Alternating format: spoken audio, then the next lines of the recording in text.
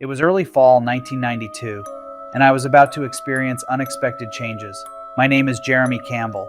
I am a writer, director, photographer, and owner of CREEKBED Media. This is my story, Tales from the CREEKBED. In 1992, I was just 8 years old, living in Cleburne, a small town in Texas. We had moved there the previous year because my mom, brother, sister, and I had been homeless, and Cleburne had a shorter waiting list for government housing.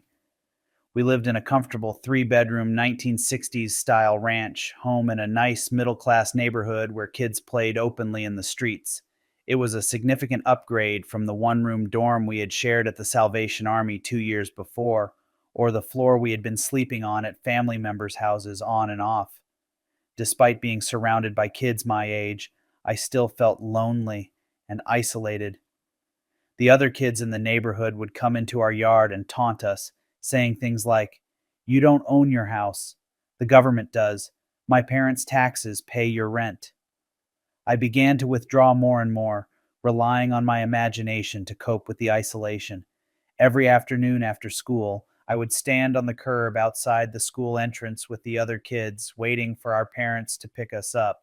A stream of mid-size SUVs, minivans, and new model family cars would inch through the heavy traffic, retrieving their children and driving away.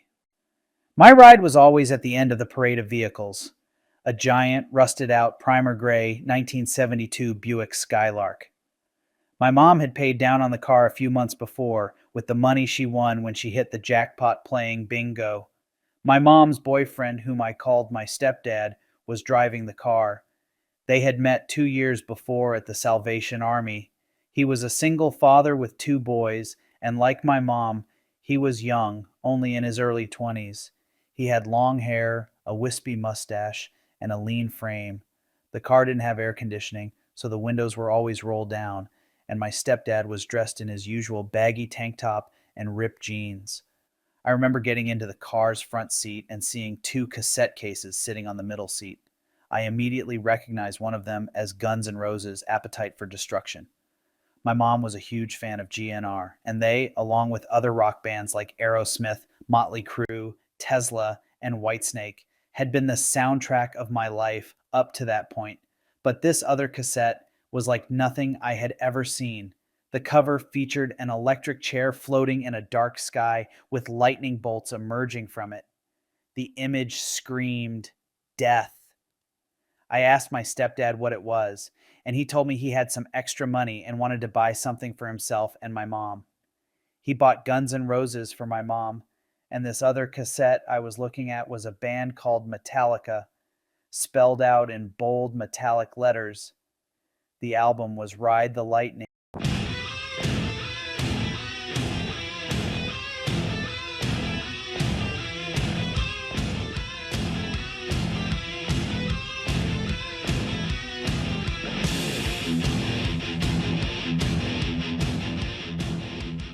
I had heard of heavy metal, and although my mom liked the harder side of rock, she often defended her choice of music by saying, "I don't listen to heavy metal, I listen to hard rock." Heavy metal was the music that Satan worshippers listened to in isolated wooded areas where they lured young kids to be sacrificed. The kids that listen to this music are killing themselves and each other because of it. The music is called heavy metal.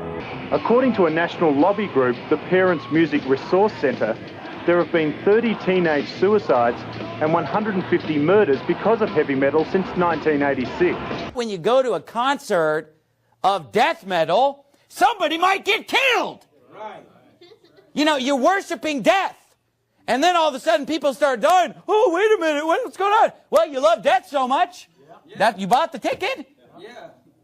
You love worshiping Satan. Listen to heavy metal music. The devil will make you kill your mom. I was scared but intrigued.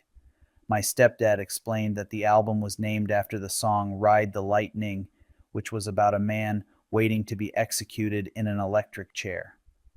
The album's theme was death, death by execution, and the song titles reflected this: Fight Fire with Fire, Ride the Lightning, For Whom the Bell Tolls, Fade to Black, Trapped Under Ice, and Creeping Death.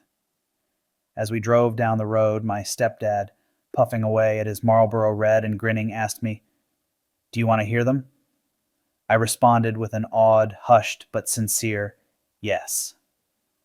Cliff pushed play on the car's cassette player, which was loosely inserted into a large hole in the dash. The button clicked. The magnetic tape rolled through the cassette casing statically, and then bells. Large, thunderous, haunting bells. My imagination drew up images of old English horror films that played after my grandmother's block of westerns and game shows on Channel 27. These movies were bleak and grainy. In them, Frankenstein was not a lumbering monster. He was a mad scientist who stalked the streets of London looking for his next victim. They included execution by beheading, people buried alive inside stone walls, and satanic rituals that brought Dracula back from the dead.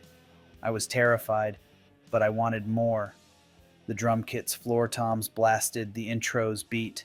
My head started bobbing, nearly banging along to the rhythm.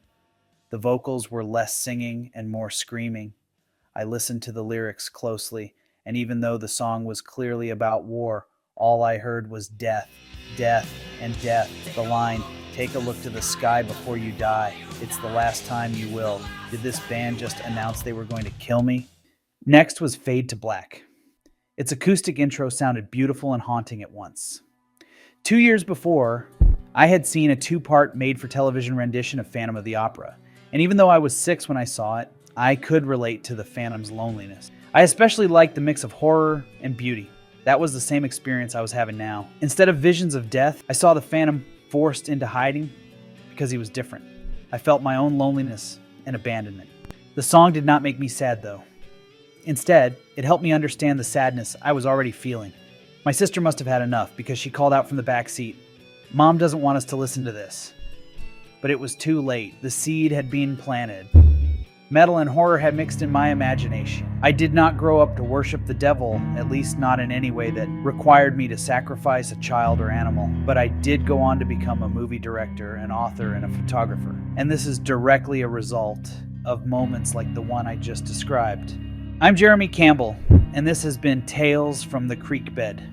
If you like this story and want to support the channel, please like and subscribe.